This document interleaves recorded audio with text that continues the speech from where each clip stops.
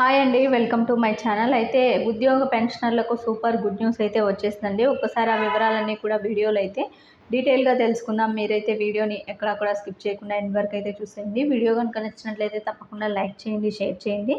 ఇక ఉద్యోగుల భవిష్య నిధి సంస్థ ఉద్యోగుల గరిష్ట వేతన పరిమితిని పెంచాలని కేంద్రం అయితే భావిస్తోందండి. ప్రభుత్వం ప్రస్తుతం ఇది 15,000గా అయితే ఇస్తూ ఉంది. ఈ మొత్తాన్ని కూడా 21,000కు చేర్చనుందనే ప్రచారం అయితే జరుగుతూ ఉంది. ఏళ్లుగా దీనిని పెంచాలని డిమాండ్లు అయితే వస్తూనే ఉన్నాయండి. తాజాగా మరోసారి దీనిపై ప్రభుత్వం దృష్టి పెట్టినట్లయితే విశ్వసనీయ సమాచారం.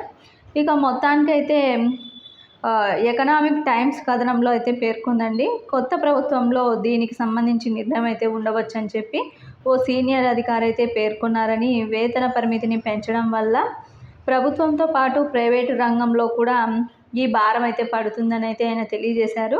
దీనివల్ల ఉద్యోగులకి మాత్రం మేలు జరుగుతుందండి. ఎందుకంటే వారికి పెరగడం అయితే జరుగుతుంది కాబట్టి బేసిక్ ఈ ఈపీఎఫ్ గరిష్ట వేతన పరిమితిని చివరిసారిగా 2014లో అయితే సవరించడం జరిగింది. అప్పట్లో 6,500గా ఉన్న మొత్తాన్ని కూడా ఏకంగా 15,000కు అయితే పెంచడం అయితే జరిగిందండి. మరోవైపు employees state insurance corporation ESIC ఇప్పటికే వేతన పరిమితి 21,000కు చేర్చింది. ఈపీఎఫ్ కూడా ఈ మొత్తాన్ని కూడా చేర్చాలని ప్రభుత్వం అయితే భావిస్తోందండి.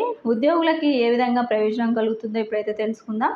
వేతన పరిమితి పెంచితే దీనివల్ల ఉద్యోగుల భవిష్య నిధి ఖాతాకు జమ అయ్యే మొత్తం కూడా మేర పెరగనుందండి. సాధారణంగా ఉద్యోగి వాటాగా వేతనంపై 12%, యజమాని వాటా 12% చెల్లిస్తారు. ఉద్యోగి వాటా పూర్తిగా ఈపీఎఫ్ ఖాతాలో జమ అవుతుంది.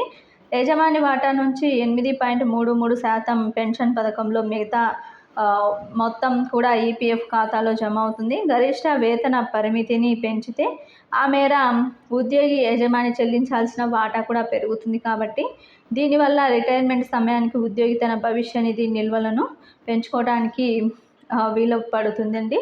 అందుకే అందరూ కూడా ఈ యొక్క వేతన పరిమితి పెంచాలని పలుమార్లు ప్రభుత్వం దృష్టికి అయితే ఈ యొక్క విషయాన్ని తీసుకెళ్లడం జరిగింది. కొత్త ప్రభుత్వం ఏర్పడిన తర్వాత ఈ విషయానికి సంబంధించి పూర్తి నిర్ణయం తీసుకునే అవకాశం అయితే కనిపిస్తోందండి. ఇది ఒక భారీ గుడ్ న్యూస్గా అయితే చెప్పుకోవచ్చు. ఒకవేళ వేతన పరిమితి పెరిగినట్లయితే రిటైర్మెంట్ బెనిఫిట్స్ అయితే భారీగా అయితే వస్తాయి. కాబట్టి ఉద్యోగులు అయితే ఈ విధంగా అనుకుంటున్నారు, పెంచితే బాగుండు అని చెప్పి. ఇది ఇప్పటి వరకు ఉన్నటువంటి లేటెస్ట్ అప్డేట్. ఖచ్చితంగా 2014లో అయితే పెంచడం జరిగింది కాబట్టి ఇప్పుడు 2024లో అయితే ఉన్నాం. 10 సంవత్సరాలకి ఖచ్చితంగా పెరగబోతున్నట్టు సమాచారం అండి. ఒక సీనియర్ నేత అయితే ఈ విధంగా చెప్పడం జరిగింది. ఇది ఇప్పటి వరకు ఉన్నటువంటి లేటెస్ట్ అప్డేట్. మీకు వీడియో నచ్చినట్లయితే తప్పకుండా లైక్ చేయండి, షేర్ చేయండి. Thank you.